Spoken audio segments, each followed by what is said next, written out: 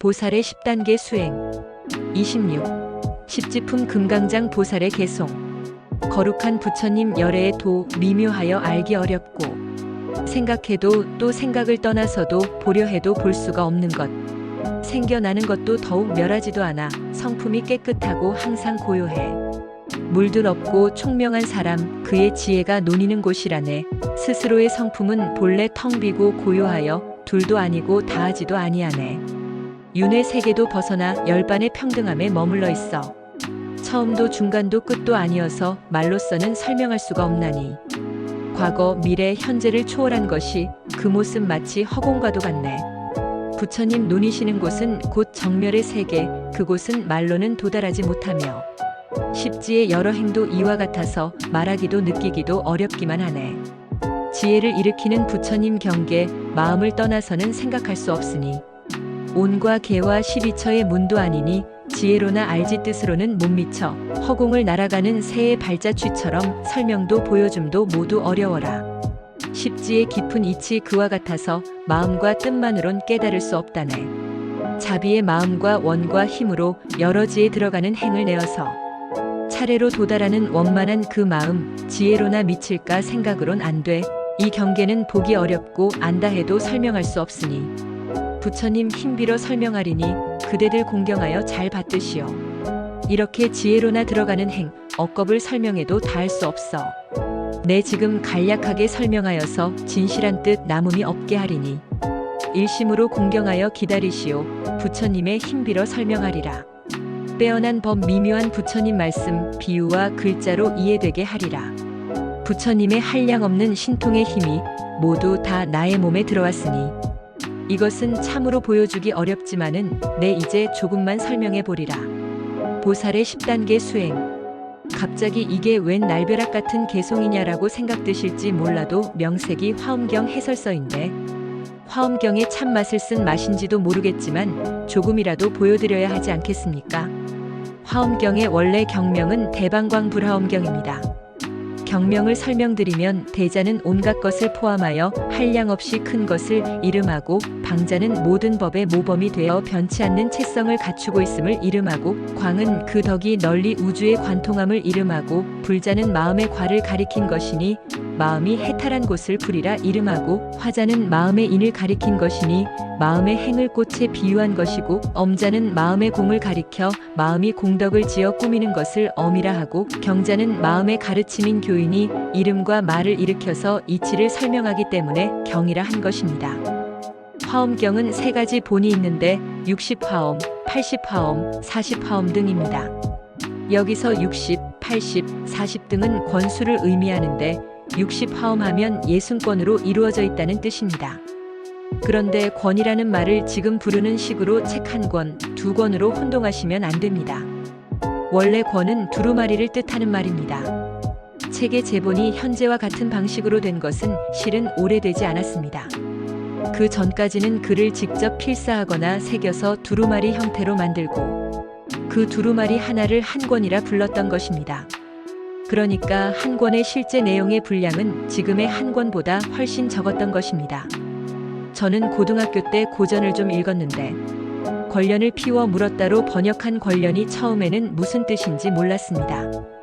권련은 두루마리 담배를 가리키는 말이니 사실 시거래신 것입니다.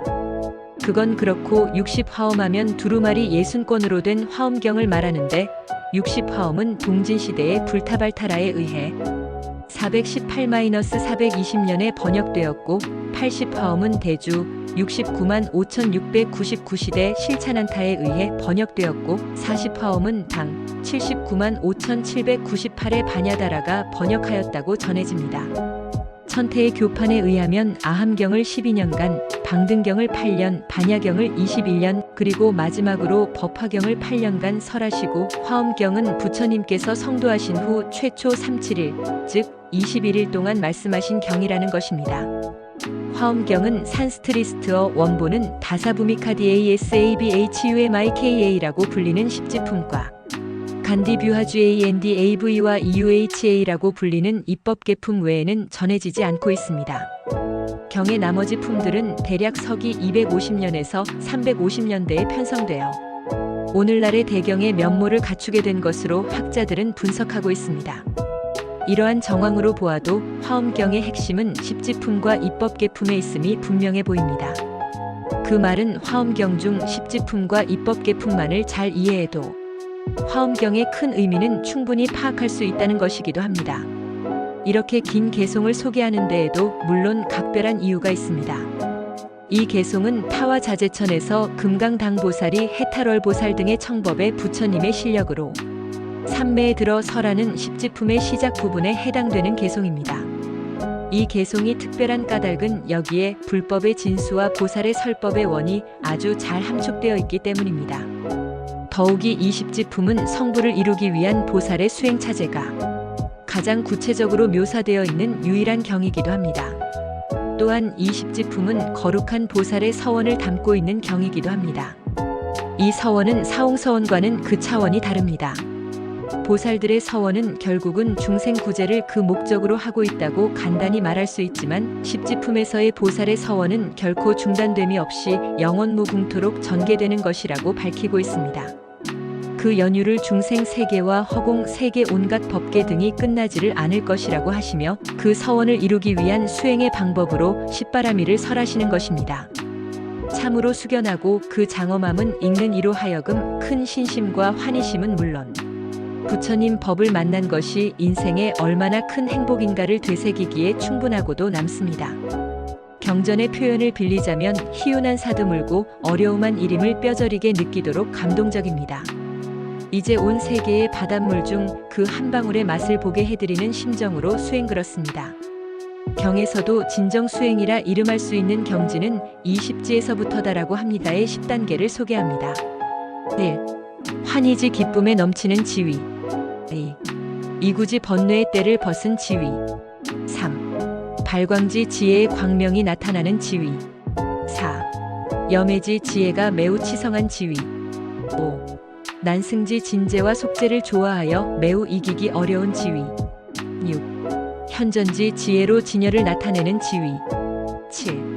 원행지 광대한 진리의 세계에 이르는 지위. 8. 부동지 다시 동요하지 않는 지위. 9. 선해지 바른 지혜로 설법하는 지위. 10. 법은지 법의 큰 비를 내리는 지위. 여기서 꼭 기억하셔야 할 것이 이 10단계를 채로 3대. 그것이 행으로 나타나면 십바라밀이 되는 것입니다. 화엄경의 말씀을 그대로 옮기자면 제1환희지의 보살은 보시바라밀을 주수행으로 삼는다. 그렇다고 나머지 바라밀을 수행하지 않는 것은 아니다. 제2이구지의 보살은 지게바라밀을 주수행으로 삼는다. 그렇다고 나머지 바라밀을 수행하지 않는 것은 아니다. 이런 식으로 설명을 하여 제10법운지 보살은 지바라밀을 주수행으로 삼는다. 그렇다고 나머지 바라밀을 수행하지 않는 것은 아니다라고 십지와 십바라밀을 대비시키고 있는 것입니다. 십지란 보살 수양의 10단계라는 뜻이다. 이것은 보살 수양의 마지막 4번째 10단계에 해당된다. 이 품에서는 금강장 보살이 부처를 대신하여 보살들에게 설교하는 것으로 되어 있다. 보살 수양의 10단계에 대해 금강장 보살의 설교는 대체로 다음과 같다. 첫째 단계는 처음으로 불교의 이치를 통달하고 희열을 느끼는 경지이다. 보살이 이 경지에 들어서면 인간 세상에 대한 모든 의욕과 미련이 없어지게 된다. 이 경지에서 보살은 혼잡한 마음과 시끄러운 생각이 없어지고 언제나 안온하고 편안하면서도 불도에 대한 깨끗한 신심과 끝없는 기쁨이 생기게 된다. 이 경지에서 혼잡한 마음으로 시끄러운 생각이 없어지게 되는 것은 나라는 생각을 버렸으므로 모든 시름과 공포증이 사라졌기 때문이다. 그러므로 보살은 자기의 몸을 아끼지 않고 남의 신세도 바라지 않으며 죽음에 대한 공포도 느끼지 않고 자기가 죽더라도 부처의 교리대로 불도를 닦을 수 있다는 신심을 가지고 여기에서 기쁨을 찾는 것이다. 또한 보살은 불교의 리치를 통달하고 희열을 느끼는 경지에 들어서려면 사람들을 구제하는 방법과 수단의 묘리를 가지고 있어야 한다. 보살이 사람들을 구제하는 방법과 수단의 묘리를 아는 것은 마치 어떤 큰 상인이 자기 밑에 여러 장군들을 데리고 멀리 큰 거리로 물건을 팔러 갈 때에는 우선 떠나기 전에 그들이 가는 동안에 숙식해야 할 곳과 있을 수 있는 위험한 지대를 알아보고 필요한 대책을 세워가지고 떠나는 것과 같다. 보살이 사람을 구제하는 방법과 수단의 묘리를 지니려면 모든 것을 아는 부처의 지혜를 닦아서 대승불교를 끝까지 신앙하는 마음, 불행한 사람을 불쌍히 여기는 마음, 남에게 자비를 베푸는 인자한 마음, 모든 미련을 버리는 깨끗한 마음을 간직하는 것이다. 그러나 보살은 이 희열을 느끼는 경지에 들어섰다고 하여 만족해하거나 자만하지 않고 부처가 가르쳐준 대로 불도 수양에 더 큰 힘을 넣는다. 그것은 마치 장인바치가 쇠붙이를 가공할 때 모든 지혜와 힘과 정열을 다하여 끝내 섬세한 장식품을 만들어내듯이 보살도 부지런히 사람들을 교화하여 부처의 세계를 웅장하고 아름답게 꾸리며 여기에서 다같이 행복을 누릴 수 있는 기쁨을 마련해 가고 있다. 둘째 단계는 모든 더러움을 씻어버리는 경지이다. 보살이 모든 더러움을 씻어버리는 경지에 들어서기 위해서는 정직한 마음과 참을성 있는 마음을 비롯하여 10가지의 깨끗한 마음을 지녀야 한다. 보물이 이 경지에 이르면 마음이 저절로 온순하여지기 때문에 일체 살아있는 목숨을 끊지 않으며 남의 물건을 훔치지 않고 남과 다투지 않으며 거짓말을 하지 않고 남에게 악담을 퍼붓지 않으며 재물을 탐내지 않고 도리에 어긋나는 행동을 하지 않는다. 보살은 이 온순하고 착한 마음을 영원히 지니기 위하여 남을 해칠 수 있는 칼과 몽둥이를 깡그리 없애버리고 원수와 화해하여 벗으로 삼는다. 또한 보살이 모든 더러움을 씻어버리는 경지에 들어서려면 모든 사람들을 잘 교화하여 그들로 하여금 착한 행동만을 하고 나쁜 짓을 하지 않도록 이끌어 주어야 한다. 만일 사람들을 교화하지 않는다면 그들은 제멋대로 행동하게 될 것이며 살생과 도적질을 비롯한 10가지 악행을 저지르고 지옥에 떨어지거나 짐승 혹은 아귀로 되어버릴 것이다. 그것은 마치 숲속의 험한 오솔길로 가는 눈먼 사람의 길잡이를 해주는 사람이 없는 탓으로 길 아닌 길에 잘못 들어서서 악마들에게 붙들려 갖은 고초를 겪고 결국 그들의 악한 행위를 따르게 되는 것과 같다. 그러므로 보살은 계율에 의거하여 사람들을 착하게 만들고 자비심을 베풀어 마음을 안정시켜야 한다. 셋째 단계는 빛나는 지혜가 나타나는 경지이다. 우선 보살이 빛나는 지혜가 나타나는 경지에 들어서려면 깨끗한 마음, 안정된 마음, 모든 것에 실증을 느끼는 마음, 탐욕을 없애는 마음을 간직하여야 한다. 보살이 이런 마음을 간직하기 위해서는 세상의 모든 것이 허무한 것 외에 다른 것이 없다는 부처의 교리에 자그마한 의심도 품지 말아야 한다. 모든 것이 허무하다는 이치를 모르고 어리석은 사람들 때문에 세상은 고통과 괴로움, 근심과 슬픔, 분노와 울분으로 들어차 있다. 그러므로 보살은 사람들을 구제하기 위하여 10가지 자비심을 닦아야 한다. 보살은 의지할 데가 없어 고독하게 사는 사람, 생활이 어려워 쪼들려 사는 사람, 애욕과 탐욕에 눈이 어두워 난동을 부리는 사람, 불도의 계율을 지키지 않는 살마들의 처사를 보고 그들을 불쌍히 여기며 이것을 한순간도 잊지 말아야 한다. 이렇게 보살이 사람을 위해 불도를 닦으면 자연히 부처의 지혜가 생기게 된다. 또한 보살은 모든 의욕을 없애고 빛나는 지혜가 나타나는 경지에 들어서려면 부처를 섬기고 받들며 그의 교리에 의거하여 불도를 닦아야 한다. 보살은 자신이 가지고 있는 모든 재물을 아끼지 말고 부처에게 섬기고 사람들에게도 나누어 주며 설사 남의 값진 보물을 보더라도 부러워하지 말아야 한다. 그리고 보살은 이미 자비심을 닦은 것만큼 부처의 교리를 소중히 여기고 모든 사람들에게 해설해 주어야 한다. 가령 어떤 사람이 보살에게 부처의 교리를 해설하여 줄 것을 청한다면 이때 보살은 더없이 좋은 기회라고 생각하고 지옥이나 불 속에라도 따라 들어가서 온갖 고통을 참고 부처의 교리를 설교해 주어야 한다. 이렇게 보살이 생각과 행동으로 어리석은 사람들을 교화한다면 부처의 신통한 힘을 얻은 지혜를 빛내게 된다. 넷째 단계는 지혜가 더욱 원숙해지는 경지이다. 보살이 지혜가 더욱 원숙해지는 경지에 들어서려면 인간 세상과 하늘 세계의 허무한 본성을 올바르게 살펴보고 거기에서 그 어떤 미련도 가지지 말아야 한다. 보살이 세상에 대한 미련을 버려야 탐욕과 근심을 없애고 착한 법을 닦게 되며 지혜가 원숙해지는 경지에 들어서게 된다. 보살이 경지에 들어서면 부드러운 마음, 양순한 마음, 지혜를 구하는 마음, 부처의 교리를 어기지 않는 마음을 지니게 되며 부처의 의도대로 불도를 닦게 된다. 만일 어떤 사람이 생에 대한 애착을 가진 탓으로 부처의 꾸중을 들었다면 보살은 그것이 부처의 자비심이라는 것을 알고 곧 적당한 방법으로 그 사람을 어리석은 생각에서 건져내야 한다. 이것이 부처의 뜻에 순응하여 불도를 닦고 사람들을 구제하는 지혜를 더 원만하게 다지는 보살의 끝없는 보람이다. 다섯째 단계는 모든 것을 통달하는 경지이다. 보살이 모든 것을 통달하는 경지에 들어서려면 우선 세상의 모든 것은 같은 것이라는 생각을 가져야 한다. 과거와 현재, 미래에 걸쳐 부처의 교리는 변함없이 모든 사람들에게 균등하다. 그것은 부처의 교리가 모든 사람들을 차별 없이 다 극락 세계로 이끌어주기 때문이다. 부처의 교리가 이처럼 모든 사람들에게 균등하다는 것을 알아야 인생의 모든 것이 고통으로 일관되어 있고 이 고통은 인간 세상에 대한 미련과 가정에 대한 애욕으로 생겨났기 때문에 곧 인간 세상을 버리고 이상의 경지로 지향하여야겠다는 생각에 이르게 된다. 또한 보살은 모든 사람을 구제하기 위해서는 온 세상을 통달하는 능력을 지녀야 한다. 그러기 위해서는 모든 사람들에게 이익이 될 수 있는 지혜를 가져야 한다.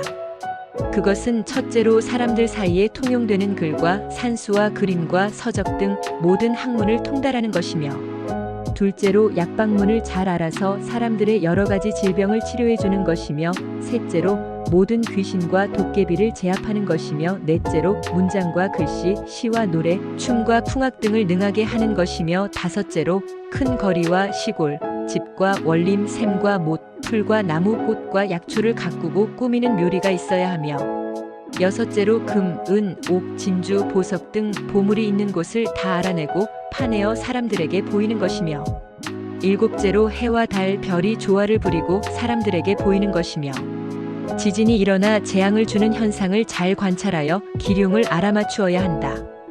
보살이 이처럼 인간 세상의 기술과 재주를 함께 갖추고 불도를 닦으면 모든 사람들에게 이익을 줄 수 있다. 여섯째 단계는 이 세상의 모든 것이 허무한 것이라는 이치를 원만히 소유하는 경지이다. 이 세상의 모든 것이 허무한 것이라는 이치를 원만히 소유하려면 세상 만물에 대한 이해를 바로 가지고 모든 것은 거울 속에 비친 영상이나 피어오르는 아지랑이와 조금도 다를 것이 없는 가상이라는 것을 굳게 믿어야 한다. 그러나 어리석은 사람들은 나와 내 것을 인정하기 때문에 눈에 보이는 것을 놓고 좋은 것과 나쁜 것을 구별하게 되며 여기에서 욕망과 애착이 생기고 어지러운 번뇌가 점차 자라나게 되며 결국 태어나고 늙고 병들어 죽는 윤회 길에서 맴돌게 된다. 그러므로 보살은 인생과 사물에 대한 그 어떤 미련도 가지지 말고 부처의 교리대로 모든 것은 허무한 것이라는 이치를 마음속에 간직하고 끊임없이 도를 닦아야 한다. 일곱째 단계는 인간 세상을 버리고 부처의 세계로 가는 경지이다. 보살이 부처의 세계에 가려면 모든 사람을 구제하고 부처를 섬길 수 있는 근본인 바라미를 마음속에 지니고 있어야 한다. 그것은 보살로 하여금 남에게 재물을 주는 것으로서 자비심을 닦고 모든 애착과 욕망을 없애는 것으로서 계율을 지키며 남의 고통을 대신하여 받는 것으로서 괴로움을 참는 마음을 닦고 착한 일을 하면서도 자만하지 않는 것으로서 부지런히 마음을 닦으며 부처의 지혜를 지향하여 마음을 안착하는 것으로서 명상에 잠기고 모든 것이 허무하다는 이치를 깨닫는 덕으로서 부처의 신기한 힘을 갖추기 때문이다. 여덟째 단계는 마음의 동요가 없는 경지이다. 보살이 이 경지에 들어서면 몸과 마음이 안온하고 편안해진다. 이것은 마치 어떤 사람이 꿈속에서 강물에 빠져 죽을 지경에 이르렀으나 그가 꿈에서 깨어나면 그런 고통이 있었던가 생각하면서 편안히 앉아있게 되는 것과 같다. 보살이 닦는 마음의 수양도 이와 마찬가지로 몸과 마음이 안온하다고 해서 해이하지 말고 마음의 동요가 없이 계속 부처의 교리를 따라 어리석은 사람들을 불쌍히 여기는 마음을 쉼없이 닦아야 한다. 보살은 부처의 지혜를 얻었다고 하더라도 자기를 처음으로 불도를 닦는 신자라고 생각하고 마음을 닦아야 부처의 세계에 대한 변함없는 마음을 가지고 동요 없이 대승교리를 온 세상에 퍼뜨릴 수 있다. 아홉째 단계는 부처의 지혜가 완성되는 경지이다. 보살이 부처의 지혜를 완성하면 우선 마음의 온갖 차별과 번뇌의 여러 가지 표현을 알게 되고 모든 악의 근원을 알게 되며 결국 세상의 모든 일을 통달하게 된다. 그러므로 보살은 모든 사람들의 성품과 욕망 등 온갖 차별을 알고 그에 맞게 교화하고 부처를 믿도록 하느라. 또한 보살이 부처의 지혜를 완성하면 기묘한 재주와 힘을 가지게 되며 화를 막고 복을 주는 주문에 통달하게 되며 보살은 이러한 수양의 힘으로써 온 세상을 오가며 모든 사람을 구제하게 된다. 열째 단계는 큰 덕행으로 모든 사람을 극락으로 이끌어주는 경지이다. 보살이 이 경지에 들어서면 인간 세상의 모든 번뇌가 생기는 원인과 고통이 가져오는 후화를 알고 사람을 구제하는 바 업에 정통하게 된다.